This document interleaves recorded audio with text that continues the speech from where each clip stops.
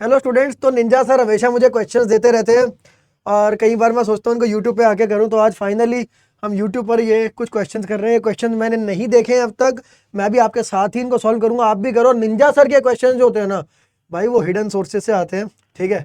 और ये भाई कई क्वेश्चन को मॉडिफाई करते हैं और जेई एडवांस के लेवल के क्वेश्चन होते हैं। इनको कई बार तो टॉप रैंकर जो इनके स्टूडेंट रहे हैं AR1 भी कई बार नहीं सॉल्व कर पाते, पर इनको करने से दिमाग बहुत खुलता है हमेशा। तो ऐसे ही आज निंजा सर के क्वेश्चन हैं। सर एक बार आप ये क्वेश्चन समझा दीजिए बच्चों के लिए, एक एक करके आप एक काम करेंगे, एक क्वेश्चन आप समझाएंगे, फिर मैं उसको अटेम्प्ट करूंगा। एंड भाई मेरे से ना अटेम्प्ट हो तो मेरे को जज मत करना, क्योंकि निंजा सर के क्वेश्चन बहुत टफ होते हैं। सर मुझे हिंट देंगे, बीच में कुछ देंगे, ऐसे ही होता है हमेशा। तो सर एक बार क्वेश्चन तो समझाइए। निशांत, ये सवाल जो है मैं हमें रिंग दी हुई थी हॉरिजॉन्टल प्लेन पे जिसमें फ्रिक्शन नहीं था, और एक उसके अंदर रिंग का मास 5m दिया हुआ हाँ है जी, और एक छोटा मास है या बीड है जो उसकी सरफेस के क्लोज है। ओके ठीक है ना। अब हम क्या करते हैं कि इसको वेलोसिटी बीड को देते हैं ओके और रिंग की इनिशियल वेलोसिटी अपन 0 मानते हैं। ओके और ये पूछा है कि as the bead moves around the ring along its inner surface, तो उसकी मिनिमम काइनेटिक एनर्जी बीड की क्या होगी, consider whole motion in horizontal plane. अच्छा तो ये जो है रिंग को रेस्ट पे मानना है, बीड को हमने वेलोसिटी v दी है टेंजेंशियली, ये मान के अपने को सब्सिक्वेंट मोशन में बीड की मिनिमम काइनेटिक एनर्जी निकालनी है। Looks like a very challenging question. देना सर, एक बार मैं क्वेश्चन को अपने वर्ड में समझ लूँ, आप बताना सर मैं सही समझ रहा हूँ कि नहीं।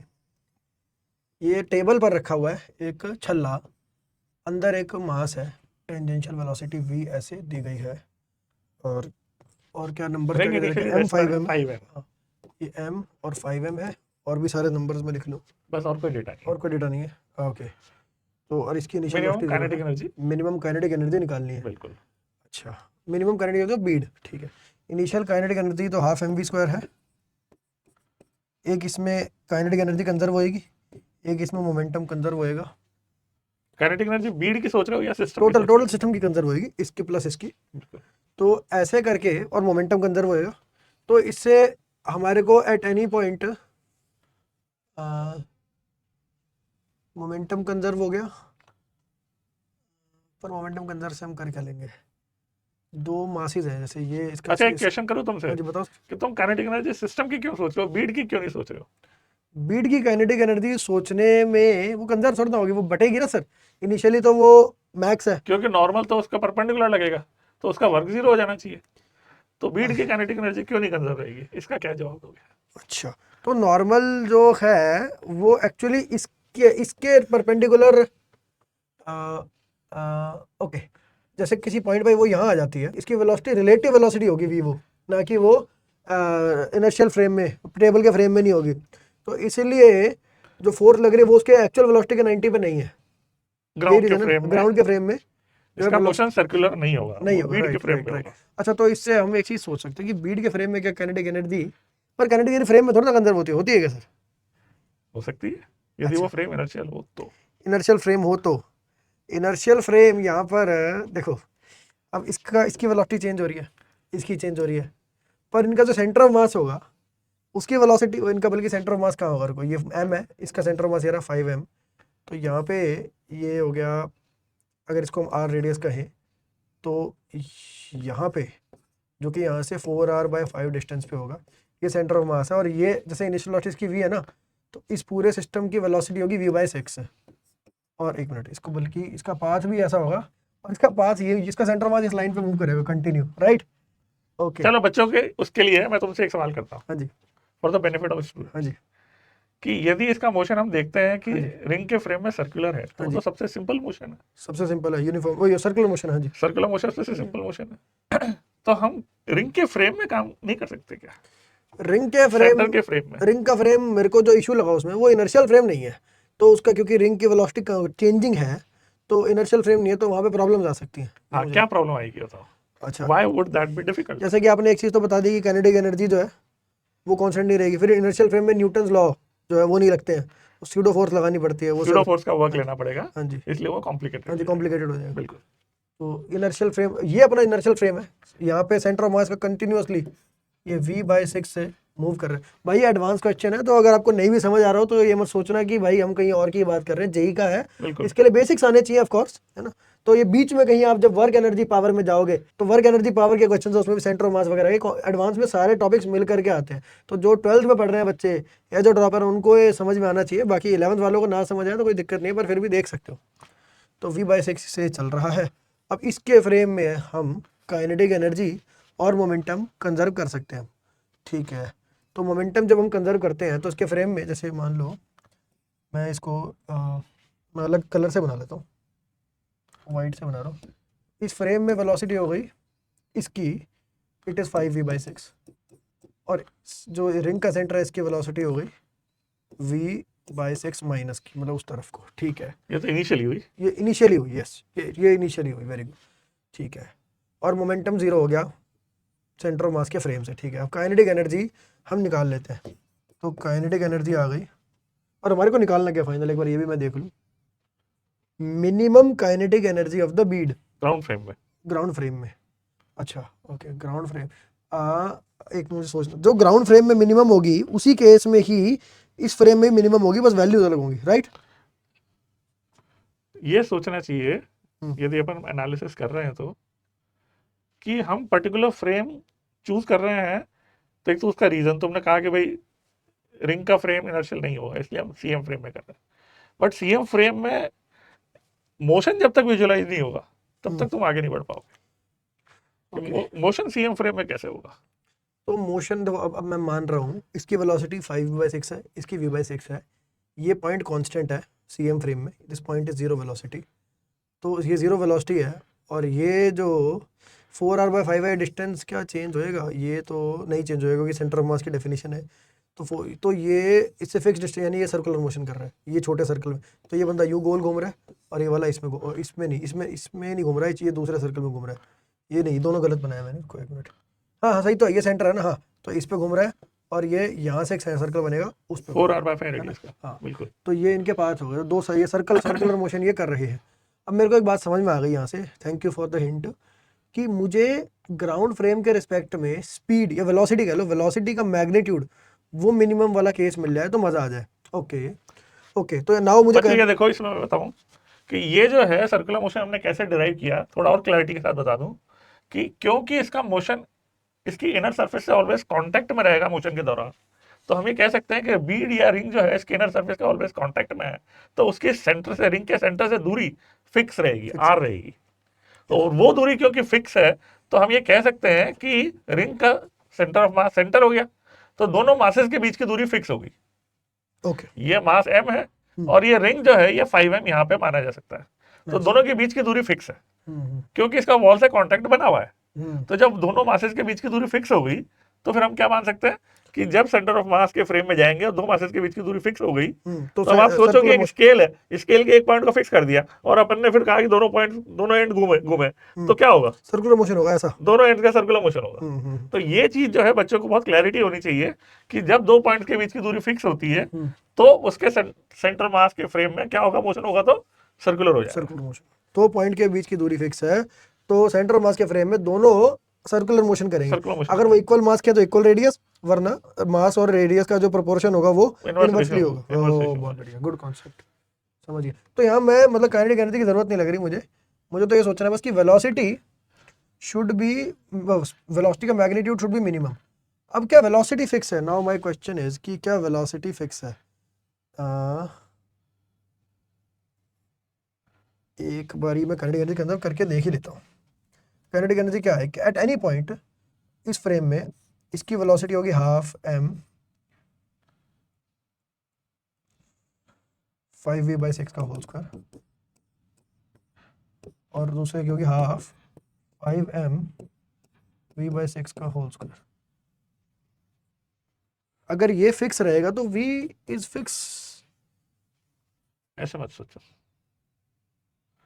ये सोचो कि यदि कोई दो मासेस रिजिडली अटैच्ड हैं और यदि मैंने एक पॉइंट को फिक्स कर दिया, हाँ जी, ये दो मासेस हैं, हाँ जी, और इस पॉइंट को मैंने फिक्स कर दिया और घुमा दिया, हाँ जी, अब मोशन कैसा होगा? यूनिफॉर्म होगा। ये ओमेगा कांस्टेंट रहेगी। हाँ, कोई एक्सटर्नल फोर्स नहीं है, अगर कोई एक्सटर्नल फोर्स नहीं है, ओमेगा कांस्टेंट रहेगी। घुमा के छोड़ दिया, घुमा के छोड़ दिया तो क्या होगा? ये जो घूमेगा तो इन दोनों की वेलोसिटी ओमेगा के कांस्टेंट रहने की वजह से इस सीएम के फ्रेम में मैग्नीट्यूड में कांस्टेंट रहेगी पर सर पर डायरेक्शन में चेंज होती रहेगी। समझ गया, ये भी तो वही बात हो गई तकरीबन कि जब एक्सटर्नल वर्क नहीं है। इससे अपन ये नहीं कंक्लूड कर पाएंगे ना कि वेलोसिटी कांस्टेंट है, दोनों की वेलोसिटी अपन तुमने सम लिखा, बट इससे दोनों के इंडिविजुअल वेलोसिटी के बारे में अपन नहीं सोच पा रहे। सर सोच पा रहे हैं, मैं आपको समझाता हूँ। बताओ। इसकी वेलोसिटी हमने एट एनी पॉइंट, ये v इनिशियल वेलोसिटी नहीं है, ये एट एनी पॉइंट है, और एट एनी पॉइंट जो वेलोसिटी का रेशियो यही रहेगा, क्योंकि सेंटर ऑफ मास की जो वो है वेलोसिटी वो जीरो है। सेंटर मास की वेलोसिटी जीरो है तो मास के इनवर्स रेशियो में होगी। हाँ इनवर्स, तो ये 5v/6 और ये v/6 होगी। m वाले की वेलोसिटी 5v/6 हो गई। नहीं तो मास के इनवर्स रेशियो में होगी तो ये वैल्यू ही क्यों रहेगी, इसका क्या रीजन है? v इज एनी रैंडम, मतलब मैं ऐसा नहीं मान रहा कि v फिक्स है। सपोज ये v आधी हो गई, ये v आधी हो गई, तो v फिक्स है ये कैसे मानोगे? v फिक्स नहीं मान रहा, पर एट एनी पॉइंट वेरिएबल मान रहा हूँ, मान लो उसको मैं। हाँ, मान लिया तो ये एक एक्सप्रेशन आएगा हाफ m(k)v², मतलब m(k)v² टाइप आएगा। बिल्कुल। k एक फिक्स नंबर होगा, m तो फिक्स है ही, v को मैंने वेरिएबल माना हुआ है। इधर काइनेटिक एनर्जी है, kinetic energy is like kv², जहाँ पे k कांस्टेंट है। तो अगर काइनेटिक एनर्जी सिस्टम की कांस्टेंट है तो वेलोसिटी भी जो कांस्टेंट होगी, और अगर v कांस्टेंट है, ये v नंबर कांस्टेंट है, तो v/6 भी फिक्स हो गया। कैसे माना v कांस्टेंट है? क्योंकि काइनेटिक एनर्जी कांस्टेंट है, kinetic energy is kv²। Okay. सही सही काइनेटिक सोच रहा एनर्जी क्योंकि कोई ये जो फोर्सेस है इनका वर्क नहीं हो रहा पूरे सिस्टम में। हूँ। ठीक है, उस kinetic तरह से energy भी कह सकते हैं कि नहीं सर ये? हाँ, काइनेटिक एनर्जी जो है, यदि तुम ये कह रहे हो कि भाई इंटरनल फोर्सेस का वर्क पूरे सिस्टम पे जीरो होगा तो काइनेटिक एनर्जी कंजर्व रहेगी, ये बोल सकते हैं। हाँ, तो उस तरह से v फिक्स है, ये कंक्लूजन इज राइट। हाँ ठीक है, ये मान सकते हो। ठीक है, गॉट इट। बट ये तो है सर, ये तो इंट्यूटिव होना चाहिए था खैर। हाँ मतलब कि ओमेगा कांस्टेंट रहेगा, इसलिए दोनों की वेलोसिटी सेम रहेगी। ओके, तो भाई यानी कि अब इसकी वेलोसिटी, अब मैं देख पा रहा हूँ इसकी वेलोसिटी जैसे मान लो 5v/6 हुई, इधर इस डायरेक्शन में भी हो सकती है, इस डायरेक्शन में भी हो सकती है, तो जो इसकी रियल वेलोसिटी होगी, मतलब जो इनर्शियल फ्रेम में होगी, वो क्या बनेगी, मैं यहाँ लिख रहा हूँ, velocity of Beed with respect to ground is equal to velocity of bead with respect to cm plus plus velocity of constant। ये सब ये वेक्टर है। वेक्टर सम होगा। तो अब ये देखो, ये इसका मैग्नीट्यूड फिक्स है, इसका मैग्नीट्यूड फिक्स है, दो फिक्स मैग्नीट्यूड के वेक्टर का मिनिमम सम चाहिए हमें, तो वो होगा जब ऑपोजिट है। Opposite तो इधर यानी कि जब इधर होगी इसकी, तो इधर के केस में इट्स 5v/6 और ये है v/6, तो उस केस में the velocity is 4v/6 which is 2v/3 which corresponds to minimum kinetic energy 2v/3 का स्क्वायर into half m, तो ये हो गया 2v²/9 mv²। 2mv²/9 सही है that sir? Is the right answer. अरे क्या बात। तो मैं एक समरी बताता हूँ, फिर सर एक आपको क्वेश्चन आपको भी एक बार स्मूथली करके दिखा देंगे मैंने क्या क्या सीखा यहाँ से, कि ऐसे हर बार क्वेश्चन है ना, आप भी सीखा करो। मतलब मैं तो एज अ लर्नर चाहूँगा सीखना हमेशा, कि समराइज कर पाऊँ मैं अपने मन में। तो मेरे लिए आपको इसलिए करके दिखा रहा हूँ, मेरे लिए एक लर्निंग है कि भाई जैसे सर ने एक जो बात बोली थी, मेरे को ऐसी टीचर की बात जो है ना वो याद आती है हमेशा। सर ने बात बोली कि जब दो ऑब्जेक्ट का डिस्टेंस फिक्स है तो वो सेंटर ऑफ मास के अबाउट सर्कुलर मोशन ही करेंगे। सर्कुलर मोशन ये काइनेमेटिक कंडीशन है, काइनेमेटिक कंस्ट्रेंट की है, ज्योमेट्रिकल कंस्ट्रेंट है, कंस्ट्रेंट है। Right, very good, yes. Second sir ने मुझे एक चीज सिखाई कि जब पार्टिकल ये जब कोई एक्सटर्नल फोर्स नहीं लग रही तो बस इनको ऐसे जैसे घुमा के छोड़ दियो, तो इसलिए इनकी मतलब इनकी वेलोसिटीज कांस्टेंट हो गई है। ओमेगा कांस्टेंट होने की वजह से इंडिविजुअल वेलोसिटीज भी समझ सीएम के फ्रेम में कांस्टेंट मतलब इसकी जरूरत ही नहीं थी अगर मैं वो वाला कॉन्सेप्ट यूज करता। हाँ तो बस उस वाले को इधर कर देते तो वो वेलोसिटी 5/6 इधर हो जाती और v/6 से वेक्टर सम। ये दो मेरे लिए बहुत की लर्निंग थी, और सेंटर मास के फ्रेम में सोचना जाहिर सी बात है वो भी थी। तो सेंटर मास के फ्रेम में बच्चा सोचना इसलिए डिफिकल्ट होता है क्योंकि बच्चे अक्सर मुझसे पूछते हैं सर ये पता कैसे चलता है कि किसी पर्टिकुलर प्रॉब्लम को हमें सीएम फ्रेम में करना है, ये पता कैसे चलेगा? ओके, ये बड़ा कॉमन क्वेश्चन होता है। सोच के बताओ, तुम प्रॉब्लम को देख के कैसे आइडेंटिफाई करोगे? बताओ। प्रॉब्लम को देख के कैसे आइडेंटिफाई करेंगे कि सीएम फ्रेम? सर एक तो ये है कि अगर दो चीज़ों का सिस्टम है और उसमें हमारे पे बहुत वेरिएबिलिटी हमें पता नहीं चल रहा, लेकिन एक्सटर्नल फोर्स नहीं लग रही दो चीज़ों के सिस्टम पे, तो वहाँ पे सेंटर ऑफ, जैसे मेरे को क्यों याद आ रहा है मैं आपको बताता हूँ, जो अपने वो वाले क्वेश्चन होता है सेंटर ऑफ वो एसएचएम में, ये जो दो स्प्रिंग्स को एक स्प्रिंग से दो ब्लॉक को अटैच करके छोड़ दिया, अब वो मूव करते तो वहाँ पे भी सेंटर ऑफ मास फ्रेम में सोचा जाता है। तो सर वहाँ पे जैसे हाफ म्यू वी स्क्वायर करते थे, तो यहाँ पे भी काइनेटिक एनर्जी वही आ जाएगी हाफ, मतलब मैं वो डायरेक्ट भी लगा सकता था यहाँ पर हाफ म्यू वी स्क्वायर, जिससे मुझे वी मिनिमम वो ये वाला जो रिलेशन है ये मैं डायरेक्ट भी वहाँ से सोच सकता था कि यही फिक्स मतलब तो कांस्टेंट ही है ना। हाँ जी, तो है कांस्टेंट, पर वैसे ही पर half mu v square apply होगा ना, यहाँ पर भी एप्लीकेबल होगा ना। हाँ, सीएम फ्रेम में यदि आपको काइनेटिक एनर्जी जो बदल रही है ग्राउंड के फ्रेम में बदल रही है तो आप सीएम फ्रेम में डायरेक्ट निकालना चाहते हो तो वी रिलेटिव को ऐसे निकाल सकते तो यानी अच्छा आपका सवाल पे वापस आते हैं कि यही जो कि मैंने जो बोला कि दो पार्टिकल्स का सिस्टम जिसमें एक्सटर्नल फोर्स ना लग रही हो, और वहां पर हम सेंटर मास फ्रेम में सोच सकते हैं। बच्चों देखो, इसमें एक बात और चीज होती है कि सबसे पहले हमें ये देखना चाहिए कि क्या हम इंडिविजुअल पार्टिकल्स का मोशन ग्राउंड फ्रेम में विजुअलाइज कर रहे हैं क्या। ओके यदि हम ग्राउंड फ्रेम में विजुअलाइज कर पाते हैं तो ग्राउंड फ्रेम में ही प्रॉब्लम कर सकते हैं फिर। ओके यदि इसमें देखेंगे हम तो क्या होगा, ये सेंटर भी मूव कर रहा है बीड का, और ये बीड से सेंटर आर दूरी पर रहते हुए मूव कर रही है। तो एक ये सेंटर आगे जा रहा है और सेंटर से आर दूरी पर रहते हुए ये मूव कर रही है, तो इसका ग्राउंड के फ्रेम में मोशन जो है कॉम्प्लिकेटेड है। ये बीड का ग्राउंड के फ्रेम में मोशन कॉम्प्लिकेटेड क्यों है, क्योंकि सेंटर भी मूव कर रहा है और सेंटर के रिलेटिव ये आर डिस्टेंस पर रहते हुए मूव कर रही है। तो हम इससे देख पा रहे हैं कि यदि आपको मोशन ग्राउंड के फ्रेम में विजुअलाइज नहीं कर पा रहे हो, क्योंकि जब तक मोशन विजुअलाइज नहीं होगा ना, तब तक हम प्रॉब्लम को आगे कर ही नहीं पाएंगे। सही बात है, सही बात है। सबसे इंपॉर्टेंट है कि मोशन विजुअलाइज होना चाहिए। मोशन इसका मैं जैसे विजुअलाइज करने की कोशिश कर रहा था, तो जैसे सेंटर मास तो यहाँ जा रहा है, ये बंदा यूं घूमेगा लेकिन ये आगे भी जाता सेंटर आगे भी जाएगा, सेंटर ऑफ मास की समथिंग लाइक मोशन का एडिशन होगा, तो ये इस तरह का कुछ इस तरह का मोशन होगा।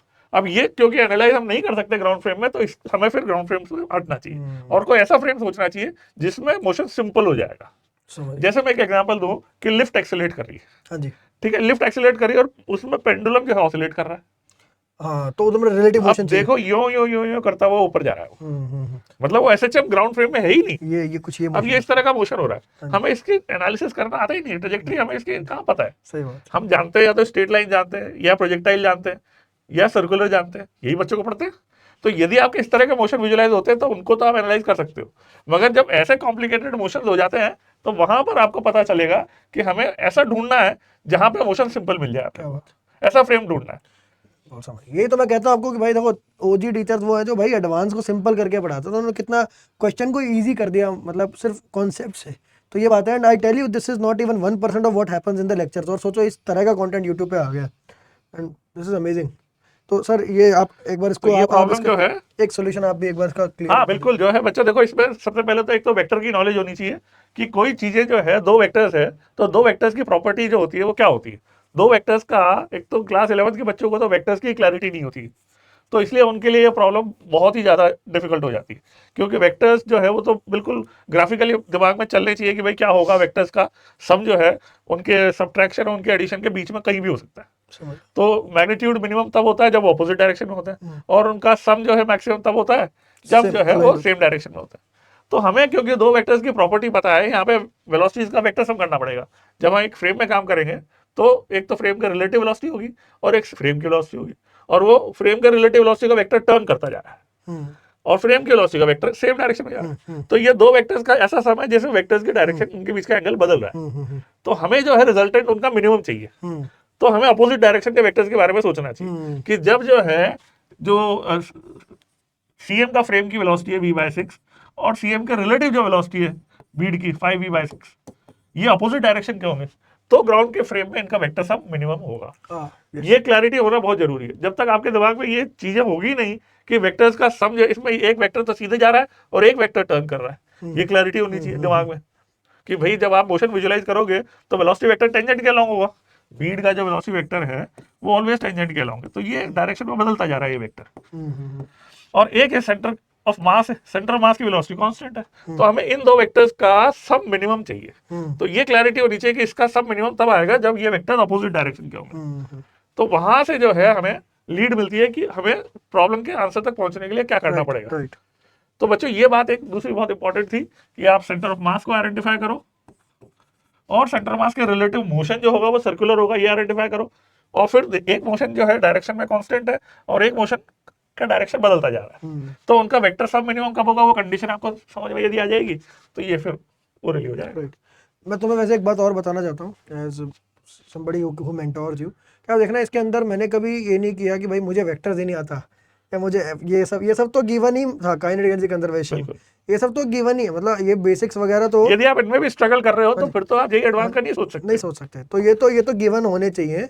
और ये सब क्लास में पढ़ाते हैं सर, बेसिक्स भी पूरे पढ़ाते हैं, पर अभी हम बिल्कुल एडवांस क्वेश्चन डिस्कस कर रहे हैं। तो ये है, पर ये आपके बेसिक्स इतने स्ट्रांग होने चाहिए और ये टीचर जो ये जानते हैं, इसलिए बेसिक्स भी आपके बहुत स्ट्रांग कराते हैं। और बाकी सर ये करते करते भी तो बेसिक स्ट्रांग हो जाते हैं। बिल्कुल, मतलब ये प्रॉब्लम्स जो है प्रैक्टिस की बात है कि सीएम फ्रेम की प्रॉब्लम एक तो बच्चों को कम करने को मिलती है, और इसीलिए एरोडो जो है की जरूरत पड़ती है। एरोडो में कई प्रॉब्लम ऐसी आती है जो सीएम फ्रेम में होंगी। ओके, और रोटेशन टफ भी इसीलिए होती है क्योंकि वहां पे सारे काम हम सीएम फ्रेम में कर रहे होते हैं, राइट राइट राइट क्योंकि जो मोशन होता है और रोटेशन वो सीएम फ्रेम में आता है। राइट। तो रोटेशन जो है इसीलिए टफ हो जाती है कि बच्चों के सेंटर ऑफ मास के कॉन्सेप्ट ही वीक रहते हैं, तो रोटेशन बहुत टफ हो जाती है। वैसे देखा मुझे रोटेशन से आपने बोला जब, तब मुझे वो वाली इक्वेशन याद आ रही है, LCM प्लस हाँ MV जो भी वो आता है। हाँ जी, तो वैसा सही क्वेश्चन है देखा जाए तो, मतलब कि सेंटर ऑफ मास हाँ। Plus other thing. Next question में चले सर। चलो ये आ गया। अब बता दीजिए सर एक बार बच्चों के लिए, मेरे लिए। तो बच्चों देखो, इसमें जो है एक रफ सरफेस है, रफ सरफेस को बड़ी मानना है, उसकी कोई विड्थ नहीं दे रखी है, रफ सरफेस यहाँ से स्टार्ट हो रही है और आगे तक जा रही है, और एक रॉड यूनिफॉर्म है एल लेंथ की जो कि इस रफ सरफेस में परपेंडिकुलरली बाउंड्री में एंटर करती है। तो ये हमें डायग्राम में दे रखा है कि एक इंटरमीडिएट मोमेंट, और हमको समझना चाहिए कि ये फ्रिक्शन में रफ सरफेस पे जब जाएगी तो फ्रिक्शन फोर्स जो है कांस्टेंट नहीं होगा। पूछा क्या है इसमें, after what time will it stop, मतलब ये जो वेलोसिटी इनिशियल कुछ दे दी, इतनी वेलोसिटी दी है कि वो कंप्लीट एंटर होते होते वेलोसिटी उसकी इनिशियल की आधी हो गई है, तो वो आगे जाके जब कंप्लीटली स्टॉप होगी तो कितना समय बीत चुका होगा। ये हमें पूरा टाइम ऑफ मोशन निकालना है कि एक तो आधी एंटर होने, मतलब कंप्लीटली एंटर होने तक इसकी वेलोसिटी आधी हो गई, ये कंडीशन गिवन है, और दूसरा फिर वो चलती रहेगी तो कितने टाइम बाद एंटर होने के वो कंप्लीटली स्टॉप होगी। तो यहां पर एक वेरिंग फ्रिक्शन है, मगर ये भी समझना है कि वो कंप्लीटली एंटर होने के बाद वो फ्रिक्शन कांस्टेंट हो जाएगा। ओके, हाँ। तो that makes this problem very interesting. भाई साहब, मतलब फ्रिक्शन हमने हमेशा पढ़ा ना कि म्यू एन होता है और वो फिक्स होता है। और टाइम की बात कर रहे हैं, इसलिए अपन वर्क एनर्जी नहीं लगाएंगे, वर्क एनर्जी लगाएंगे तो वेलोसिटी आती है एक्स के फंक्शन में, टाइम नहीं आता है। समझ गया। ओके, तो ये चैलेंजिंग क्वेश्चन है क्योंकि इसमें एक्स पे डिपेंड करेगा फ्रिक्शन क्यों करेगा। मैं एक बार ये दिखा भी देता हूँ, मेरे को तो समझ आ गया कि भाई जैसे एक रॉड है वो इस फ्रिक्शन वाले जोन में एंटर करने वाली है, जैसे ये फ्रिक्शन वाला रफ सरफेस है, इस पे एंटर करने वाली है, और मान लो एक्स एंटर कर चुकी है, तो अब फ्रिक्शन तो इतना जितना नॉर्मल होगा इस पर लगेगा। तो x bye L into mass of the rod, ये और ये हो गया आपका नॉर्मल रिएक्शन, इस इंटू जी, ये नॉर्मल रिएक्शन हो गया, ये आपका नॉर्मल रिएक्शन, इसको हम म्यू से मल्टीप्लाई करेंगे तो ये friction, kinetic friction, kinetic friction हो गया। ठीक है, इसको माइनस साइन लगाना हो तो अब यही एकमात्र इस पर फोर्स लग रही है। तो जो मैं देख पा रहा हूँ कि फोर्स जो है इस पर, टोटल नेट फोर्स जो है वो minus mu M G by L into X है, and this is like F equal to minus के एक्स टाइप की चीज़, यानी जैसे एस एच एम में होता है। ओ भाई साहब, फ्रिक्शन में एस एच एम, फ्रिक्शन की वजह से, पर ये ऑफ कोर्स वापस नहीं आएगा। बिल्कुल बिल्कुल बिल्कुल, तो it's like a part of S H M. Part of SHM. Okay, हमें एसएचएम का कॉन्सेप्ट इसको एनालिसिस में यूज करेंगे, बट ये ऑसिलेशन करेगा नहीं एक्चुअली। ओके, तो मीन पोजीशन इनिशियल है क्योंकि उसके बाद वेलोसिटी डिके होने लगी है। मेन पोजीशन पे उसको कहते हैं जहाँ एक्सेलेरेशन जीरो होता है, तो एक्सेलेरेशन वहाँ जीरो है जहाँ एक्स जीरो। यस, तो इनिशियली जब वो एंटर करा, जैसे एंटर किया वहाँ जीरो मीन पोजीशन, और इसकी एक्सट्रीम पोजीशन वो होती है जहाँ रुक जाए, पर ये कभी ये ऐसे जब तक घुस रहा है तब तक तो ऐसे जैम हो रहा है, उसके बाद पूरा अंदर हो जाएगा ये, तब उसकी और वेलोसिटी उसके बाद आधी हुई है अभी, आधी हुई है, तो उसके बाद एस एच एम ही नहीं बचेगा। तो एस एच एम यानी कि एसएचएम का पार्ट है ये। यानी T/4 पीरियड तक भी एस एच एम नहीं हुआ, यही समझेंगे ना इसको। बिल्कुल, ओके, मतलब फेज एंगल सोचना चाहिए कि कितना फेज एंगल इसने एसएचएम में डिस्क्राइब किया। ओके, कितना अच्छा, कितना फेज एंगल, जैसे मतलब π/2 नहीं हुआ है वो, 90 डिग्री तक नहीं कवर किया। ठीक है, ओके। मीन पोजीशन से एक्सट्रीम रेस्ट की पोजीशन तक नहीं गया वो। हाफ वेलोसिटी कब होती है एसएचएम की, ये सोच सकते हैं। तो velocity is equal to v naught cos omega t. अब ये ओमेगा टी जैसे हाफ हो जाता है जब, मतलब cos omega t is equal to half, तो ओमेगा टी इज π/6, तो ये यही फेज कह लो, है ना, यही फेज कह लो। तो फेज शुड बी π/6, वहाँ तक गया है। अब वहाँ तक, अब हमें पूछा क्या है वो टाइम, एक minute, at what time will the rod stop, तो वो टाइम निकालना है बस। हाँ, वो टाइम निकालना है ना हमें। बिल्कुल तो बिल्कुल, ओमेगा हमारे को मिल गया, ये ओमेगा यहाँ से, एक ओमेगा इधर से आ जाएगा, हाँ, mu m x g by l, mu ji by l, हाँ म्यू जी, हाँ mu ji by l is omega square, हाँ, ये आ गया।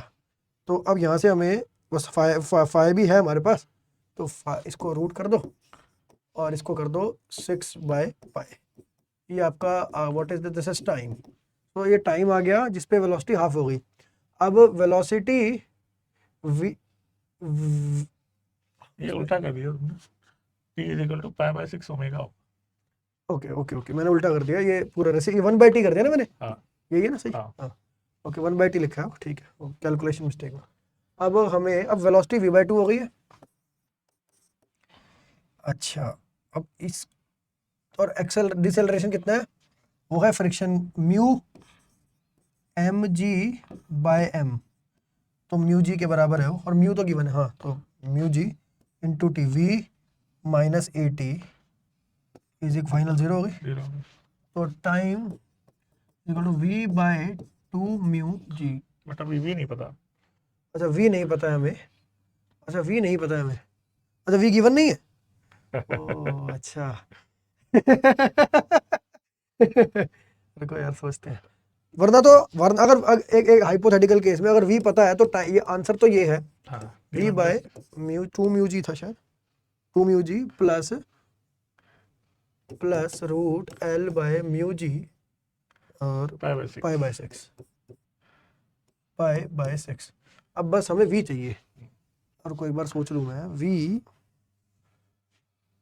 एक बार पढ़ते हैं, l तो दे रखा है ना, l दे रखा है, l हमने यूज किया है क्या? अच्छा रुको, क्या क्या l है? larger of section, after what time will the rod stop? If the by that moment when it has completely entered this section, its speed has decreased by a factor of 2। तो शायद यहाँ पे अपन work energy conserve करके सोच सकते हैं कि और कोई बार और सोचना था मुझे, वहाँ पे वेलोसिटी हाफ हो गई, रुको एक होती है, रुको मैं बता रहा हूँ, एक इक्वेशन होती है इसमें, velocity is equal to a under root of omega under root होता है, ओमेगा अंडर रूट ऑफ, मुझे लगता है इससे शायद काम बन जाएगा। अब ए सोचना पड़ेगा, ए नहीं है अभी ए हमारे पे नहीं है, हाँ, तो वेलोसिटी फेज एंगल से लेकिन फेज से निकल जाएगा, यस मैं उसी पे आ रहा था, फेज से निकल जाएगा, क्योंकि मुझे पता है कि पाई बाय 6 पर जो x की वैल्यू है, x at pi by 6 is l, ठीक है ना, तो और x एट पाई बाय 6 वैसे बनना क्या चाहिए, x ओ a साइन नहीं a cos pi by 6 which is a root 3 by 2, तो साइन ये तो तुम सॉरी डिस्प्लेसमेंट की इक्वेशन लिख रहे हो ना, मैंने वहां पे भी गलत नहीं वेलोसिटी कर की दी, इक्वेशन वहां से ही करी थी तुमने, अच्छा वेलोसिटी ओके की okay okay okay okay sorry थी, यहाँ साइन आएगा। समझ गया, तो तो l a बाय 2 हो गया ना, a इक्वल टू 2l हो गया, है ना, ये ठीक है एकदम, इसको ऐसे लिखो ना कि भाई L is equal to a sine omega a sine Pi by omega 6। t which is omega phase है वो पाई बाय 6, ठीक है, तो a बाय 2 हो गया, a बाय 2, हाँ तो सही है, ये this is cool, this is fine, ये l है ना, ओके दिस इज फाइन, तो अब मैं डाल देता हूँ वैल्यू, अब वेलोसिटी v बाय 2 हो गई, omega whatever it is, a जो है a square is like 4l square minus l square, this is omega root 3l to velocity, ये अब ओमेगा भी हमें जो है वो क्या था, mu ji by L, under root mu ji by L, तो under root mu ji by L डाला, तो एल से एल कैंसिल, नहीं under root sorry, under root mu जी एल हो गया, और 2 रूट 3 हो गया, यहाँ 3 अंदर ले लो, दिस इज वेलोसिटी, सही है ना sir, velocity is 2 under root, पड़ेगी, हाँ जी ये वहाँ डाल देंगे ना, हाँ, तो 2 under root 3 mu ji l by 2 mu g, this is like root 3l by mu g, so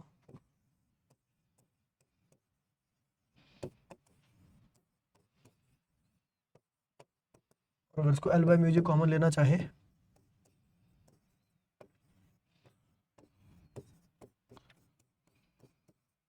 सही है, रूट 3 प्लस पाई बाय 6, ये अपन ने कैलकुलेशन एरर नहीं करी है, तो ये लॉजिकली लॉजिकली ठीक है, चलो भाई निंजा सर ने कह दिया ठीक है। तो सर इसमें कुछ मतलब मैंने कोई लॉन्ग कट लिया क्या, ठीक है? नहीं अप्रोच यही होनी चाहिए थी, हम शुरू से भी यहाँ पे भी जो है ये तो डायरेक्ट तुमने पाई/6 इससे आ गए, अच्छी बात है, बट अदरवाइज जो है तुम वो जो अपनी इक्वेशन थी इसी का यूज कर लेते तो भी हो जाता, ओके है ना। यहाँ से अपन पहले ए निकाल लेते, हम्म। ए से फिर पाई/6 आ जाता, ए से पाई/6 ओके सर्कल ऑफ रेफरेंस जो हाँ समझ फेजर डायग्राम बना के। समझ गया। तो वो जो ए यदि 12 तुम पहले निकाल लेते तो वो सर्कल और फेजर डायग्राम बना के भी अपन इस वही आ जाता, एंगल पे डायग्राम से पहुंच जाते हैं। समझ गया। वो भी एक अप्रोच है, बच्चों को कई को वो तो खैर वो तो इंटरचेंजेबल है, तो हाँ। लाइक ऑपरेशन है क्या हाँ, किया, बस। हाँ। पर जो मेथड था वो ठीक था। बिल्कुल।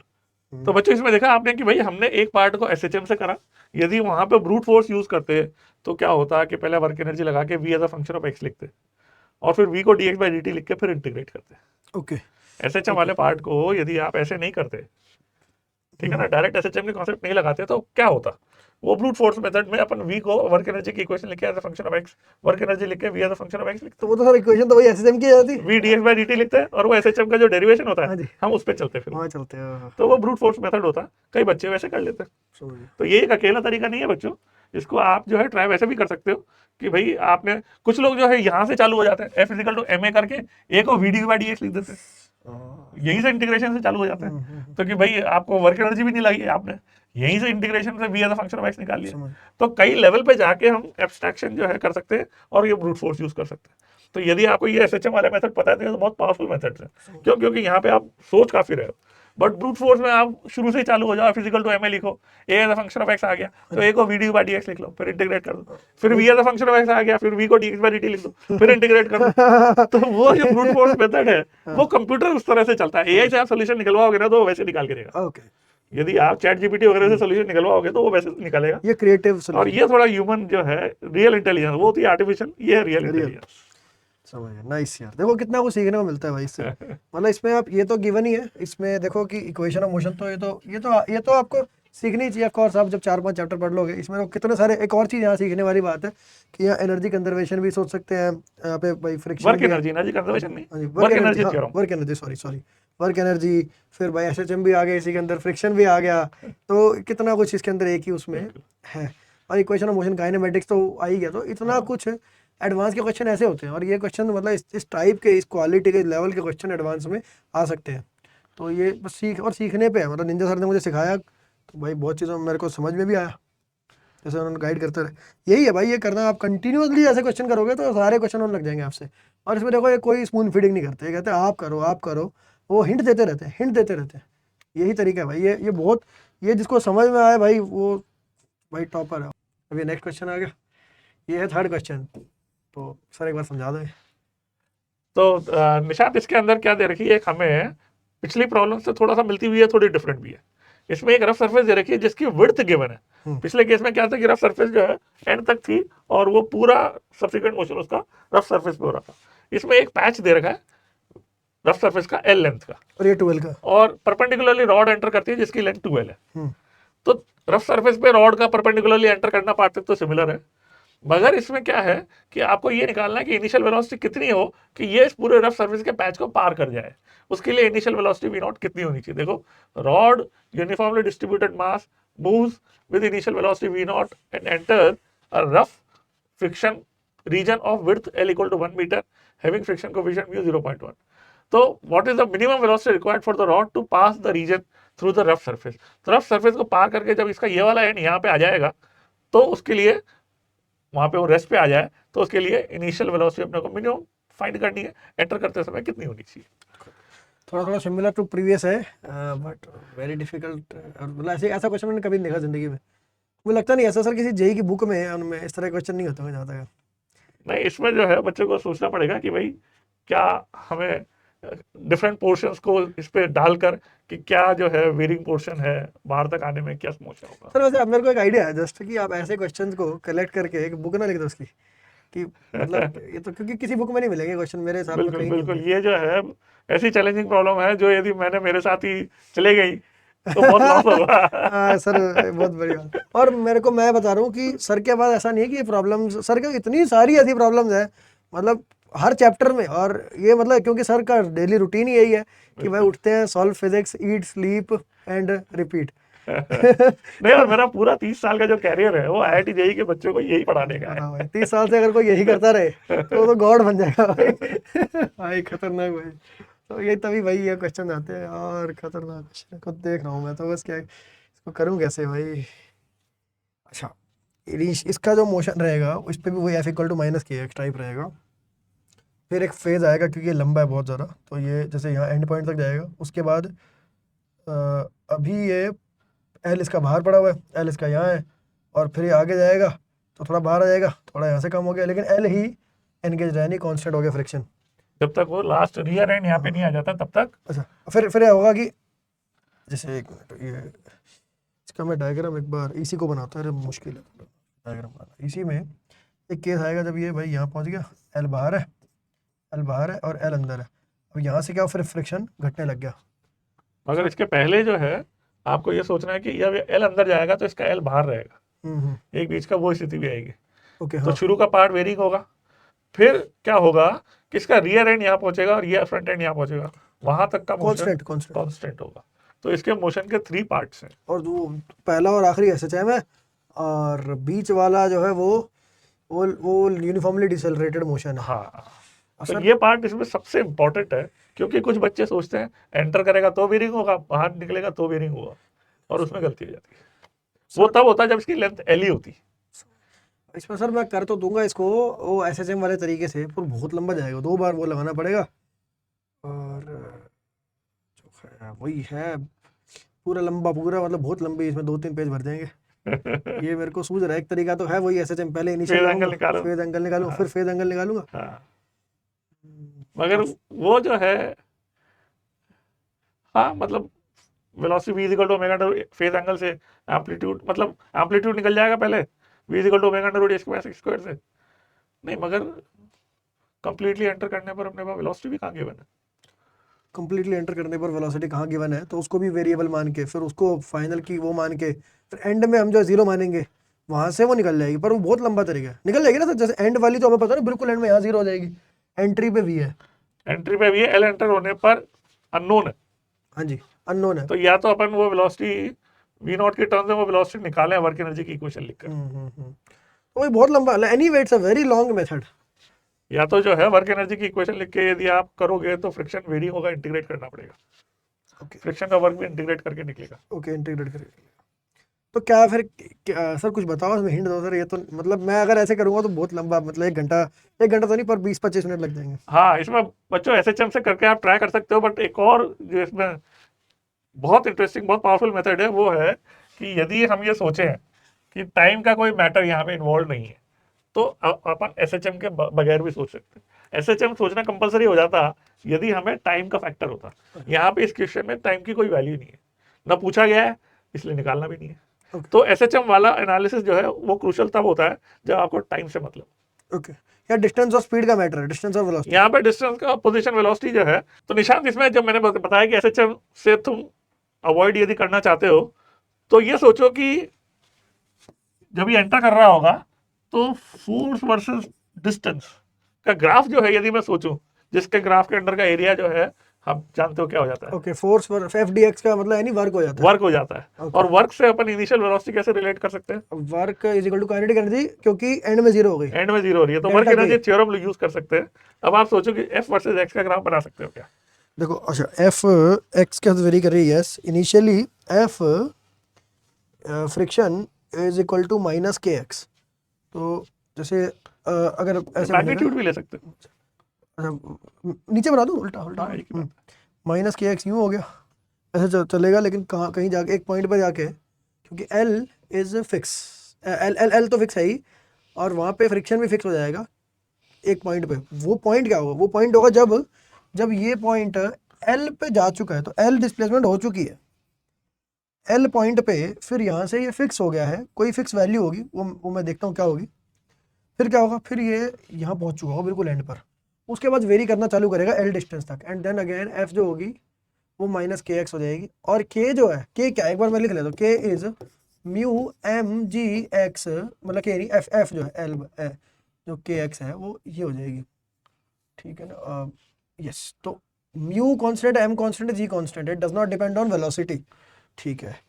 तो एक्स पे डिपेंड कर रही है फोर्स, तो इसका मतलब ये जो है फोर्स, इसके बाद क्या हो रहा है, फोर्स यहाँ से उसका मैग्नीट्यूड जो है ना कम होएगा, और इवेंचुअली जब वो एक्स बिल्कुल जो डिस्टेंस है उसका डिस्टेंस वो कम हो जाएगा, जो बिल्कुल जीरो हो जाएगा, डिस्टेंस फ्रॉम डिस्टेंस जो जो जो जो पोर्शन ऑफ द, इसको पॉइंट मास की तरह से नहीं सोच सकते हाँ सही कह रहे, इसका जो पोर्शन ऑफ द रॉड जब कम होता जाएगा तो फोर्स मैग्नीट्यूड जीरो कम की तरफ होता जाती जाएगा। जाएगी। तो ये अपना ग्राफ यू बनेगा, यू। बिल्कुल अब मेरे को बस एक चीज़ है, ये एल हो गया और फाइनली जीरो हो जाएगी, जब फाइनल ये भी एल हो जाए तो 2L हो गया, ये 3L हो गया। ठीक है, ये ग्राफ बन गया है। अब इसका एरिया सर ने बोला था, एक मैं इसकी हाइट देखना चाहता हूँ और इसका एरिया निकालेंगे। एरिया निकालना है तो हाइट चाहिएगी, और हाइट कैसे आएगी, हाइट आएगी, हमें सवाल क्या पूछा, वेलोसिटी। तो हाइट तो ऐसे हो गई ना, maximum friction force, maximum frictional force is height. Magnitude हो जाएगा। हाँ हाँ, फिक्स फोर्स, फोर्स पूछिए ना, ये फोर्स है। तो एफ मैक्सिमम फ्रिक्शन जो रहेगा वो तो जब पूरा ही आ जाएगा तो म्यू एम जी हो जाएगा, ठीक है ना सर। थोड़ा दोबारा सोचो निशांत, इस पॉइंट पे जो है ये ओके, सटल मिस्टेक है ये।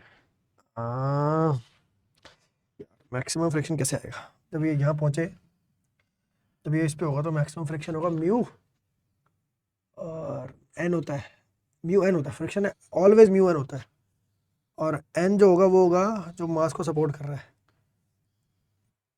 इसकी लेंथ 12 है, अच्छा, एम मास इसके 12 लेंथ का मास है। ओह गॉट इट। जब एल यहाँ पे होगा, एक मिनट, जब यानी कि, तो यहाँ पर हम तो यही बोलेंगे ना कि म्यू एन है, और एन ओनली सपोर्ट्स, हाँ, N is equal to m/2 into G होगा। बिल्कुल ओके, तो यहाँ हाफ आ जाएगा। बिल्कुल Okay. सही। तो मैं अब इसका फाइनल एरिया लिखने वाला हूँ, म्यू एम जी बाई 2, ये हो गया हाइट, बिल्कुल into 1/2 into sum of parallel sides which is 3L plus L, और ये आ गया यही है बस, ये it should be equal to kinetic energy which is half mv0 square. बिल्कुल, ये 4 और ये 4 काट सकते हैं, 4 कट जाएगा, तो म्यू एम जी एल हो जाएगा। एल बिल्कुल का स्क्वायर रूट, और एम भी हट जाएगा यहाँ से, तो ये होगी वेलोसिटी v0। ये 2 इधर, 2 ऐसे 2 रहेगा, 2, ठीक है। देखो मतलब कितना, 3 लाइनों में ये क्वेश्चन हो गया, which would otherwise have been a very 3 page का क्वेश्चन 3 लाइन में हो गया। ये कहते हैं ना एडवांस को इजी करके पढ़ा। सर ये इतना क्रिएटिव क्वेश्चन है, किसने बनाया, अगर कहाँ से आप लाते हुए तो बताओ सर। लोग बहुत पूछते हैं कि निंजा सर लाते कहाँ से। ये तो खजाना है। भाई ये आपको लेकिन निंजा सर से मिल सकते हैं, जो भी निंजा सर से पढ़ना चाहते हो ना फिजिक्स, वो भाई वाइब्रेंट एकेडमी के ऐप पे जाओ, और ये जो है ना इस तरह के क्वेश्चन पढ़ने के लिए आप हमारा बैच ज्वाइन करो, ठीक है। 11th 12th ड्रॉपर जो भी हो सब ज्वाइन कर सकते हो। और सर एक चीज़ और थी, जैसे बच्चों ने सर, आपने सर जैसे इरोडोव की जो लिस्ट बनाई थी ना, ये वैसे आपको बता रहा हूँ, जैसे वाइब्रेंट की वेबसाइट पर जाओगे ना, तो हाँ, तो यहाँ पे ना निंजा सर जैसे फ्री रिसोर्सेज में मैंने बच्चों के लिए ना, ये देखो जैसे रेलेवेंट इरोडोव क्वेश्चन जो आपने लिस्ट बनाई थी ना, वो यहाँ डाल दी है। तो इसको कोई अगर जैसे इसमें से इरोडोव के क्वेश्चंस कर सकता है, ठीक तो है, है ना। तो बच्चों आप ये जो है ये ले सकते हो, वाइब्रेंट की ऐप पर या वेबसाइट पर आपको मिल जाएगी, ये ज़रूर लेना। और Irodov solve, sir Irodov solve करनी चाहिए। भाई इरोडो सॉल्व जो है वो 10th के बच्चों को 11th जो में आते हैं एडमिशन लेते हैं तो एकदम से तो नहीं कर पाएंगे, मगर जरूर आपको जो है दिवाली के बाद जो है 3-4-6 महीने थोड़ा आपकी वेक्टर्स से कैलकुलस से थोड़ा फेमिलियरिटी हो जाए तो उसके बाद फिर आप कर सकते हो। And I tell you this कि ये जो मैंने आज देखा, this is not even 1% of what happens in the lectures. तो ये भाई ये है असली एडवांस लेवल, और ऐसा लेवल अब यूट्यूब पे आ गया है। तो आप बताओ कमेंट्स में ऐसी चीज़ हमें बार बार करनी चाहिए क्या, मैं ऐसी चीज़ निंजा सर के साथ दोबारा करूँ, पीजे सर के साथ करूँ, मुझे कमेंट्स में ज़रूर बताना। And thank you Ninja sir for your time, धन्यवाद। ओके बच्चों, थैंक यू।